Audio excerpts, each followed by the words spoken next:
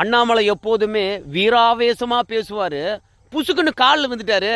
அவர் காலில் விழுந்ததுனால நமக்கு ஒரு வருத்தமும் கிடையாதுங்க. யார் காலில் விழுந்தாருன்னு கேட்குறீங்களா? அதெல்லாம் தெரிஞ்சுக்கலாம்.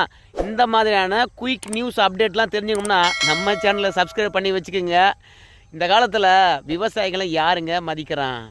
அனுபவபூர்வமாக அனுபவிச்சுவன் நான் சொல்கிறேங்க. நீ 10 ஏக்கரா நிலம் வச்சுருந்தா கூட அடுத்தவன் உன் நிலத்தில் வேலை பார்த்தானா உனக்கு மதிப்பு. ஆனால் நீயே அந்த 10 ஏக்கராவில் இறங்கி வேலை பார்த்தீங்கன்னா ஒரு ரூபாயே மதிக்க மாட்டான், உனக்கு பொண்ணையே கொடுக்க மாட்டான். ஆனால் இன்றைக்கி அண்ணாமலை அவர்களை பொறுத்த வரைக்கும் அந்த விவசாயிகளை கூப்பிட்டு உட்கார வச்சு அவங்களுக்கு பாத பூஜை செய்து அவங்க காலில் விழுந்திருக்கிறாருங்க. உலகத்துக்கே உணவளிக்கின்ற இறைவன் காலில் விழுந்த உடனே அந்த இறைவன் அண்ணாமலைக்கு ஆசீர்வாதங்களை தருகின்றார். இந்த அரசியல் நிகழ்வை நம்ம வேற எந்த கட்சியிடும் பார்க்கலைங்க, எந்த தலைவரும் செய்யலைங்க. அதாங்க உங்ககிட்ட கொண்டு வந்து சேர்த்தங்க. இதில் உங்களுக்கு ஏதாவது வருத்தம் இருக்கா?